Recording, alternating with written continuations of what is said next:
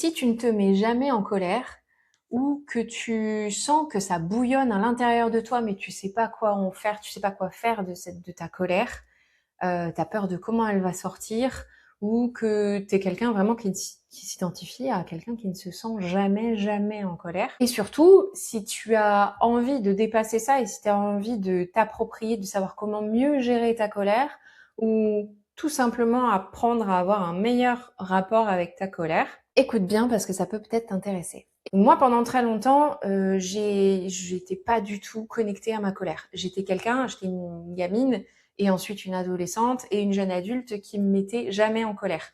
Je savais pas ce que c'était de se mettre en colère, et ça faisait que je ne savais pas du tout comment me faire respecter. Littéralement, je me faisais marcher dessus. Je savais pas dire non, je savais pas poser mes limites, je savais pas comment faire respecter mes limites.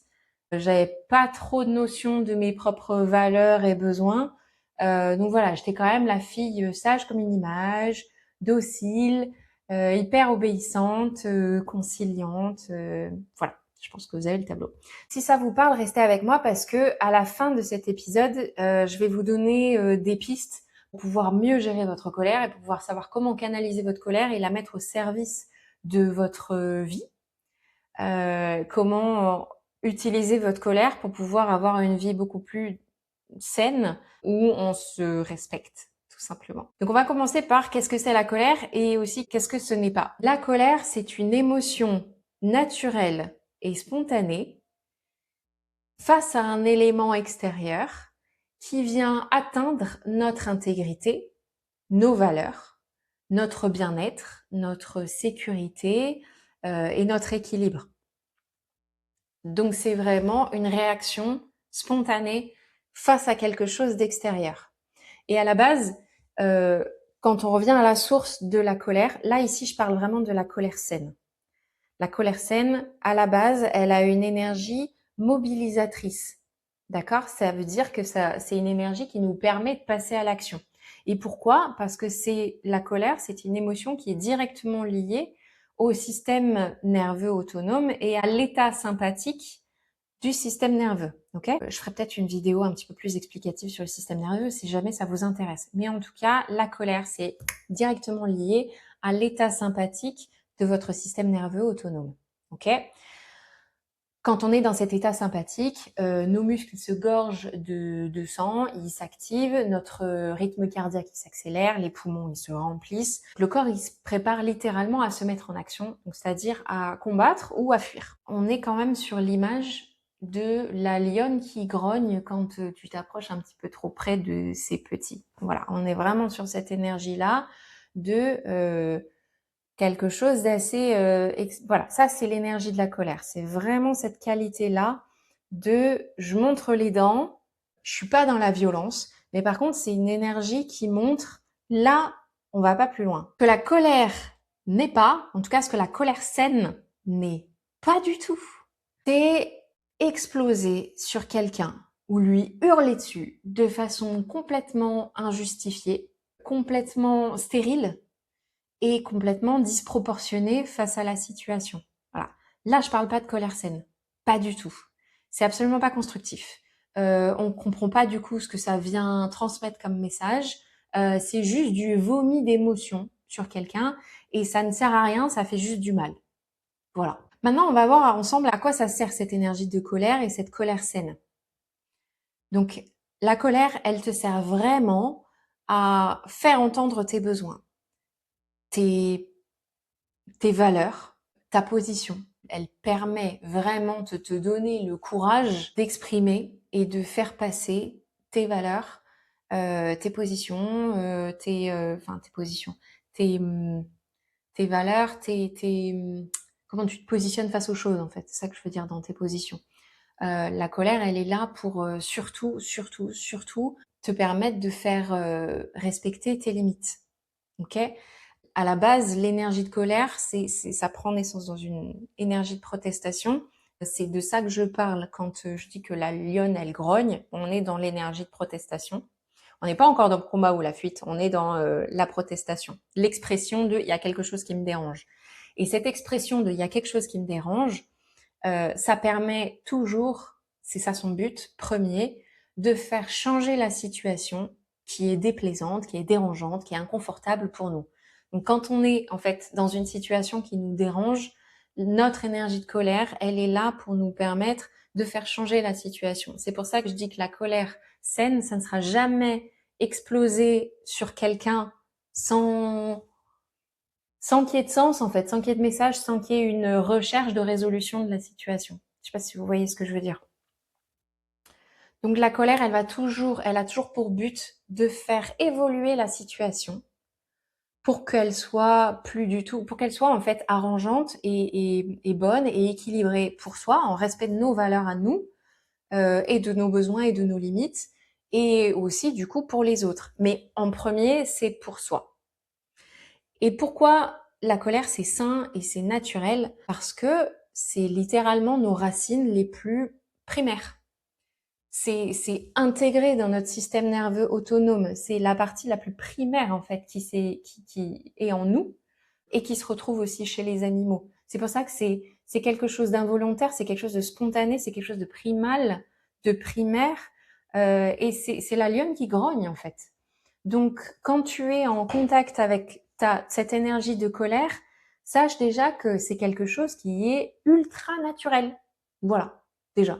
Et c'est sain, encore une fois, pour pouvoir faire changer la situation, faire évoluer la situation, pour qu'elle soit en alignement, en fait, en résonance et en accord avec tes besoins et tes limites et tes valeurs. Voilà pourquoi c'est sain. Et voilà pourquoi c'est essentiel, la colère saine. Elle est vraiment là dans un désir de protection, enfin, dans un désir. Je la personnifie un petit peu, mais son rôle, voilà, c'est de protéger ton territoire. Ok?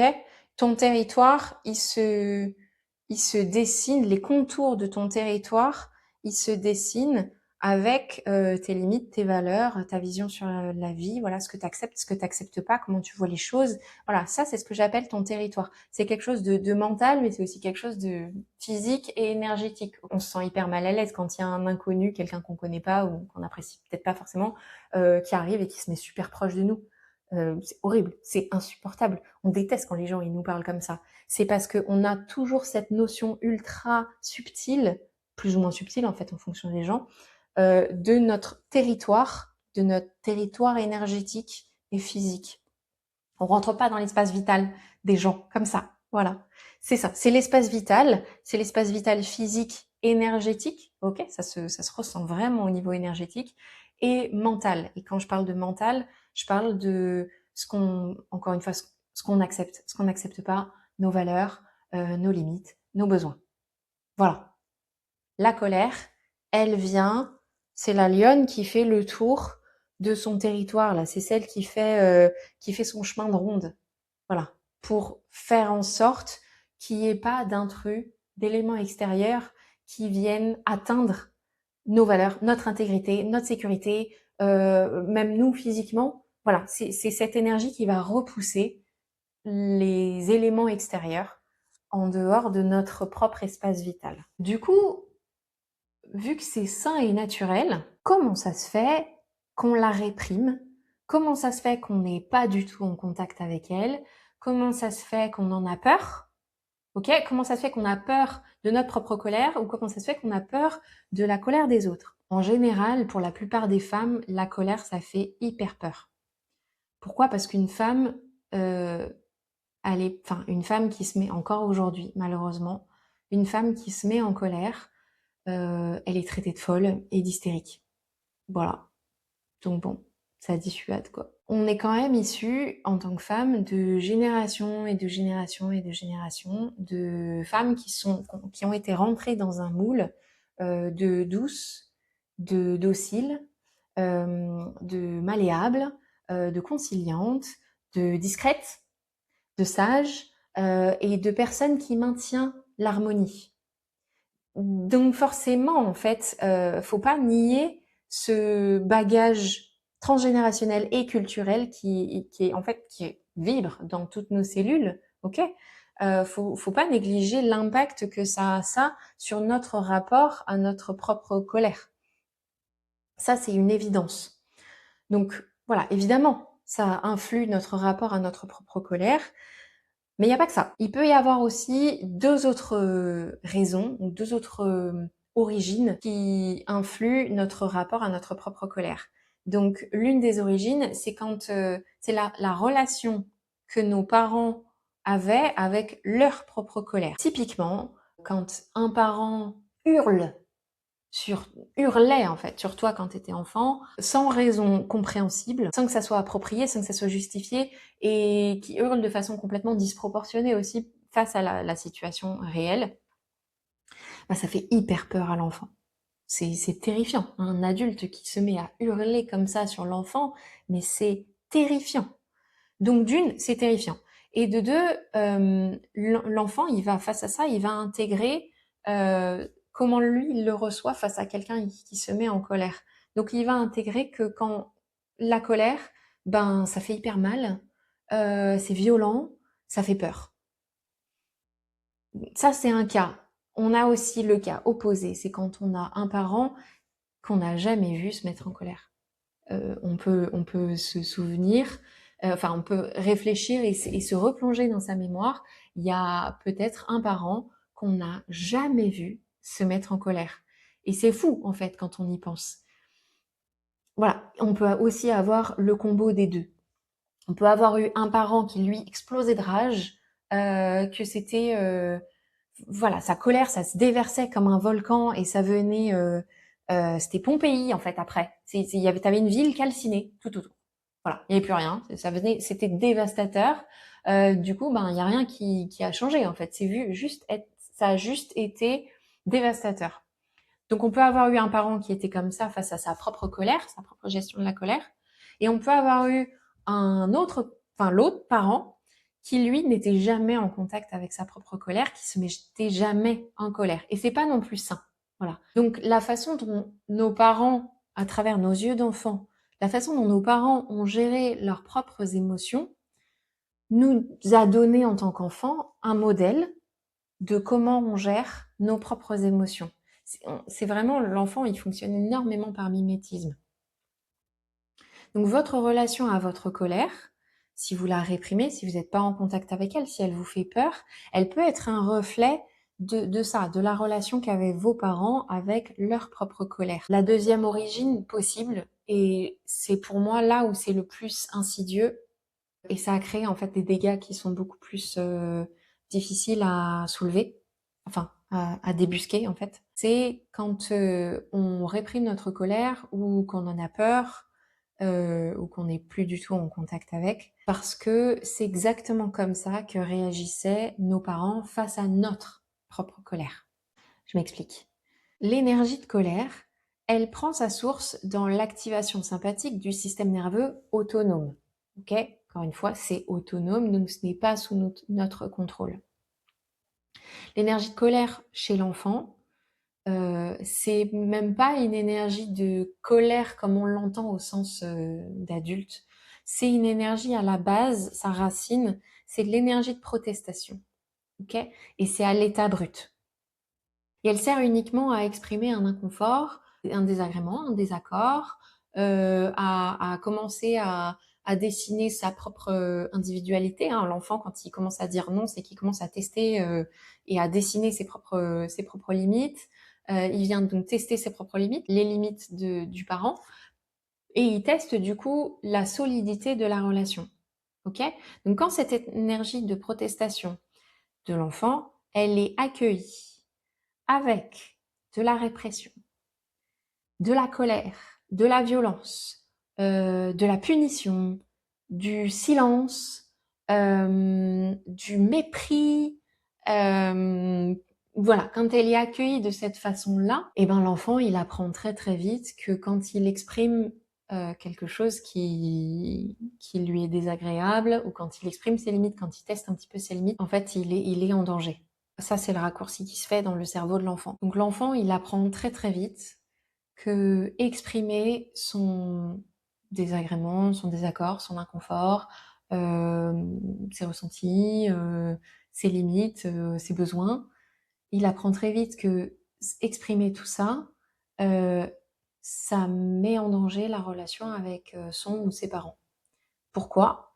Parce que faut se mettre dans la tête de l'enfant. L'enfant, je parle vraiment avant l'adolescence. L'enfant, il a besoin du lien, de la relation avec ses parents pour survivre, ok? C'est le truc numéro un, en fait. C'est la priorité de survie de son système, en fait. Il a absolument besoin de la relation, il est dépendant de ses parents, il a absolument besoin de la relation avec ses parents pour pouvoir survivre. Parce que sinon, sans eux, il peut pas manger tout seul, il peut pas se loger, se protéger, se vêtir, enfin tout ça. J'en ferai peut-être une vidéo explicative et plus détaillée là-dessus si ça vous intéresse, parce qu'il y a encore énormément à dire là-dessus. Mais voilà, déjà, juste pour que vous cerniez un petit peu le concept, là, c'est une question de vie ou de mort pour l'enfant à travers son propre prisme et sa propre compréhension du monde quand il est enfant, quand il est petit. C'est une question de vie ou de mort de conserver le lien avec ses parents. Et en fait, ça va influencer et ça va influer sur sa propre répression de la colère. J'espère que vous me suivez. Donc ça veut dire que si son énergie de protestation est accueillie avec de la violence, du silence, du mépris, il perçoit ça comme un danger et une mise en danger de la relation avec son parent. Donc une question de vie ou de mort. Donc du coup, c'est très très binaire en fait, c'est assez facile. J'ai plus la relation, j'ai plus cette certitude que mon parent il a toujours ce lien d'attachement avec moi. Donc du coup, je vais réprimer l'expression de ma propre colère et mes protestations. Vous voyez un petit peu? Donc c'est hyper facile en fait à comprendre quand on regarde à travers ce propre prisme-là, pourquoi pendant tant d'années on a réprimé notre propre colère ou pourquoi on n'a jamais été en contact avec notre propre colère. C'est parce qu'en fait au moment où on a été en contact avec notre propre colère et qu'on l'a exprimée, c'est venu, l'herbe a été coupée sous le pied presque. Ça a été écrasé, ça a été réprimé parce qu'à ce moment-là c'était une question de survie de la relation avec les parents et du coup de survie de l'enfant. Donc maintenant qu'on a un petit peu ces trois origines qui sont détaillées là, donc l'origine culturelle, le bagage culturel en tant que femme, parce que ça c'est quand même indéniable, c'est présent et c'est ancré en fait, c'est même pas un sujet. L'origine de la relation de nos parents avec leur propre colère et l'origine de la relation de nos parents avec notre expression de notre colère, ces trois points-là, ils viennent mettre un petit peu en lumière des raisons pour lesquelles nous on pourrait réprimer notre colère ou ne pas être en contact avec elle ou alors en avoir peur. Voilà. Et quand on met ça en lumière, ça crée de la distance. Voilà, ça crée un espace dans lequel on peut y mettre une nouvelle vision du monde, une nouvelle vision de notre colère, une nouvelle vision de soi. Voilà. Mettre la lumière sur l'origine des choses, ça permet vraiment de créer un espace où on va pouvoir y mettre quelque chose de nouveau. Pour finir, comment on met quelque chose de nouveau? Donc ça veut dire comment on peut mettre la colère saine, notre colère saine, au service de notre vie. Comment on peut l'utiliser de façon plus constructive? Comment on peut la mettre au service de l'expression de nos propres limites, de l'expression de nos propres besoins? Comment on peut s'allier avec notre guerrière intérieure pour avancer dans la vie de façon beaucoup plus confiante et beaucoup plus respectueuse de notre sécurité, intégrité, de nos valeurs, de ce qu'on veut dans la vie. Grosse intro. Comment on fait ça? Donc là, je vais vous exposer 4 pistes. Il y en a très certainement plein d'autres. Je vous invite du coup à aussi regarder quels outils peuvent être les plus efficaces pour vous, ce qui vous parle. S'il y en a aucun qui vous parle, vous trouverez quelque chose ailleurs ou alors ça vous ouvrira sur d'autres choses. Donc le premier point pour pouvoir mettre sa colère à son service, c'est déjà d'apprendre à apprivoiser son énergie de colère. C'est quand même la base. Surtout pour les personnes qui se disent ne jamais se mettre en colère. C'est le b.a.-ba. C'est à quoi ça ressemble quand je suis en colère. Ça peut être très très difficile pour quelqu'un qui se fait jamais en colère. Déjà se poser cette question, ça peut être hyper compliqué. Mais pour ça, j'ai un exercice qui est tout simple. C'est vous fermez les yeux et vous vous imaginez un souvenir, vous rappelez d'un souvenir qui vous, qui vous a vraiment énervé. Peut-être une situation avec quelqu'un qui vous a particulièrement énervé, un truc qui vous a même fait vriller, par exemple. Et en fait, rien que de ramener cette image en souvenir là, votre corps il va y répondre tout de suite.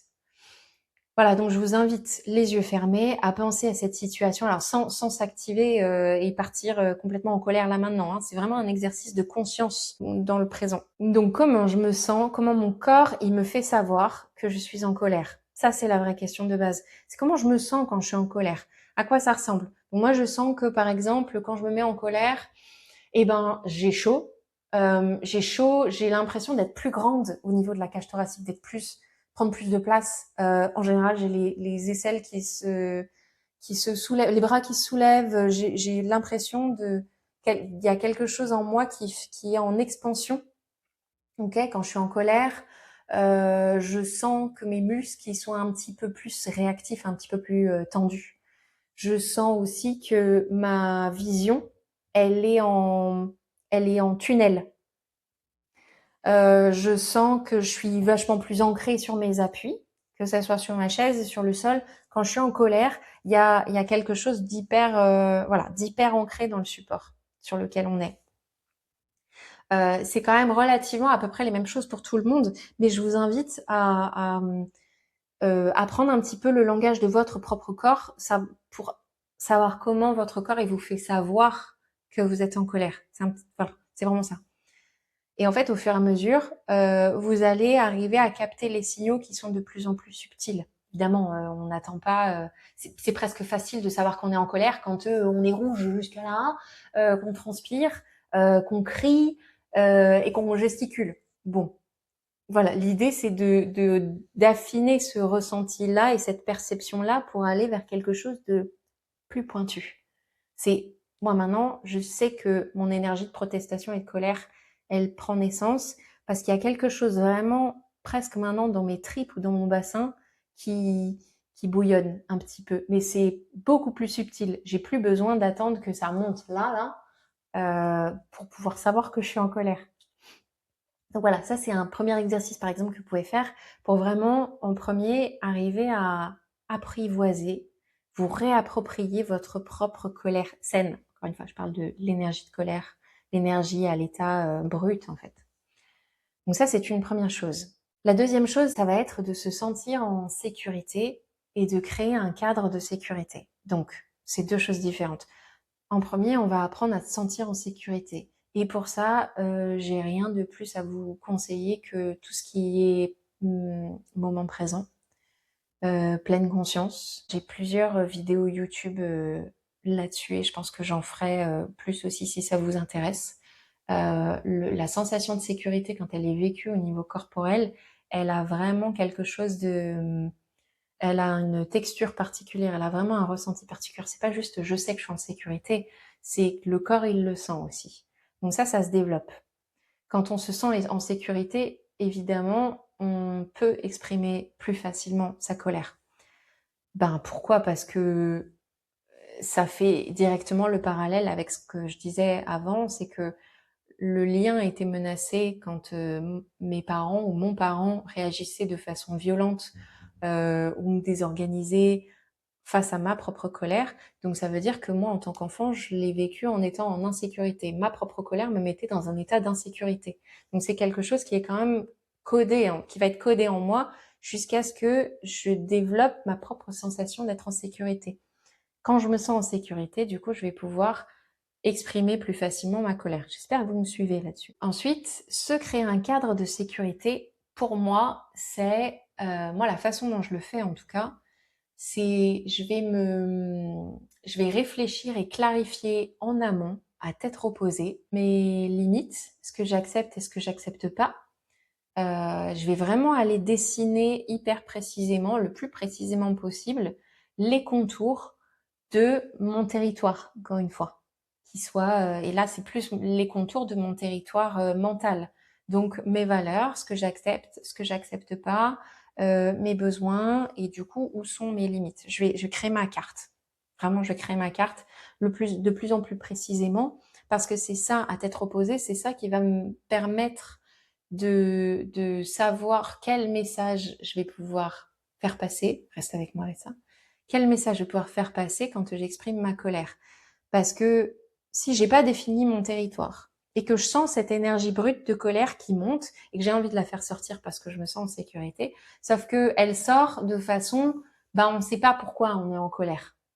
Parce que elle vient pas avec un message de là, c'est telle limite qui est en train d'être dépassée. Là, c'est telle valeur qui est en train d'être bousculée et ça me plaît pas. Ça, là, c'est un truc, j'avais décidé que on n'y allait pas. Si ça, on l'a pas mappé, on va juste se sentir en colère et ça va être dirigé sur rien et ça ne va pas venir changer la situation. Rappelez-vous, la colère, son but, quand elle est saine, c'est de faire changer la situation. Sinon, c'est juste de la colère toxique. Ça ne sert à rien. Ça vient juste vomir son émotion sur les gens et ça ne sert absolument à rien. Ça ne fait pas du tout bouger, changer le schmilblick. Donc pour moi, c'est ça le cadre de sécurité. En tout cas, c'est comme ça que je l'entends. C'est dessiner son territoire, dessiner vraiment sa carte le plus précisément possible. La troisième piste que je vous propose aussi pour pouvoir canaliser votre énergie de colère et la mettre à votre service, c'est d'évacuer le trop-plein.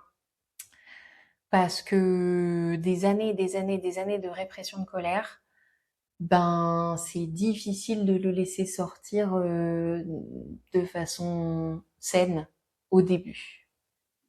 Voilà, c'est un fait. Une cocotte minute qui est sur le feu depuis des heures, si on n'a pas mis le petit bouchon là pour laisser passer la vapeur, quand on va lui laisser une petite ouverture, on sait très bien que ça va s'envoler, le truc, ça va exploser.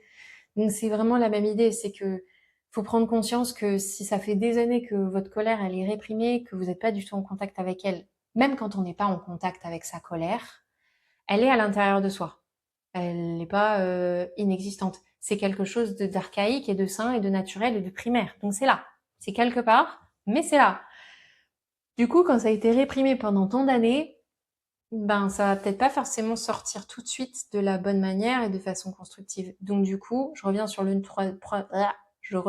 troisième point, c'est d'évacuer le trop-plein. Et ça peut être par le sport, par, je sais pas, la boxe, des sports qui activent en fait, qui mobilisent votre énergie, qui vous fait vous dépenser. Je sais pas, aller courir, taper dans une balle. Enfin, j'en sais rien, vraiment un sport qui vous permet de décharger cette énergie-là d'activation. Donc vous avez le sport. Prenez ce qui vous fait du bien en fait. Vous mettez pas dans quelque chose qui vous fait pas forcément vous sentir plus déchargé et plus libéré après, parce que du coup ça ne servira à rien. Donc faites vraiment un sport où à la fin vous vous dites waouh, ça y est, j'ai déchargé un truc là, ça m'a fait du bien. Et du coup je me sens plus posée. Un autre outil pour pouvoir décharger le trop plein, ça va être l'écriture symbolique. Ça moi je l'utilise énormément. Faire une lettre symbolique à quelqu'un quand cette personne, j'ai énormément de colère accumulée contre elle et qu'il y a des choses clairement je vais pas pouvoir lui dire en face en fait, c'est pas possible parce que j'ai quand même du respect et de l'amour pour cette personne, donc j'ai pas envie de lui envoyer ma colère brute sur elle, donc j'ai quand même un trop plein. Enfin, quand j'ai quand même un trop plein à décharger, je vais faire une lettre symbolique. Donc ça veut dire que je vais adresser une lettre que je vais écrire à cette personne où je vais pas filtrer, je vais pas être diplomate, je vais pas passer par quatre chemins, je vais vraiment sortir tout ce que j'ai envie de sortir. Et cette lettre, je la brûle, je la jette, je l'envoie jamais, évidemment. C'est vraiment pour vous-même. C'est pour décharger le trop plein qu'on a envie quand même de décharger à propos d'une certaine personne. Donc ça, c'est l'écriture symbolique ou la lettre symbolique. C'est quand même hyper libérateur, l'écriture. Donc je vous le conseille quand même très fortement, en tout cas si c'est un outil qui vous parle. Un autre outil qui peut aider, ça c'est pareil, c'est tester, voyez si ça vous fait du bien ou pas. Moi, ça me fait pas forcément trop du bien, mais c'est le cri, par exemple. Il y en a plein qui conseillent de crier dans un coussin, ou alors de parler fort, ou de crier, de se mettre dans la campagne ou en pleine nature et d'aller crier. Vous voyez, peut-être que ça va vous faire du bien. Il y a quand même, ça vient activer ça vient activer la gorge forcément, donc ça vient vous faire vous exprimer. Encore une fois, moi c'est pas quelque chose que j'utilise, mais ça peut être hyper libérateur pour plein de personnes. Donc testez, voilà, voyez ce qui vous fait du bien. Enfin, le quatrième point que je vous partage pour pouvoir mettre votre colère à votre service, la canaliser de façon beaucoup plus constructive pour votre vie, ben, c'est de commencer petit. Pour reprendre mon analogie de la cocotte minute, on va pas ouvrir le couvercle tout de suite. On fait pas ça. On fait pas ça parce qu'on va tout détruire, on va tout faire exploser et on va se faire mal, on va se brûler. Donc on le fait petit à petit. Ça ne sert à rien en fait de vouloir tout de suite monter l'Everest sans s'y être préparé. Ça sert à rien de vouloir avoir cette confrontation, cette discussion confrontante, cette conversation conflictuelle avec quelqu'un, avec, je sais pas, notre conjoint, notre beau-père, notre patron, sur quelque chose qui nous met vraiment en colère, tout de suite, sans qu'on se soit vraiment approprié notre énergie de colère, qu'on se soit senti en sécurité et qu'on ait évacué le trop-plein. Donc on commence petit. On commence sur des situations qui n'ont pas d'enjeu, ou très peu. On commence déjà à voir comment je me sens quand j'exprime une limite, que je la fais entendre une limite. Comment je me sens et comment ça réagit en face, c'est surtout ça qui est hyper intéressant. C'est comment ça se passe quand je dis non. Parce que faut pas se mentir, si on se met jamais en colère, ou si on réprime notre colère, ben, il y a des grandes chances qu'on ne sache même pas tenir un non, qu'on sache même pas exprimer un non et le tenir.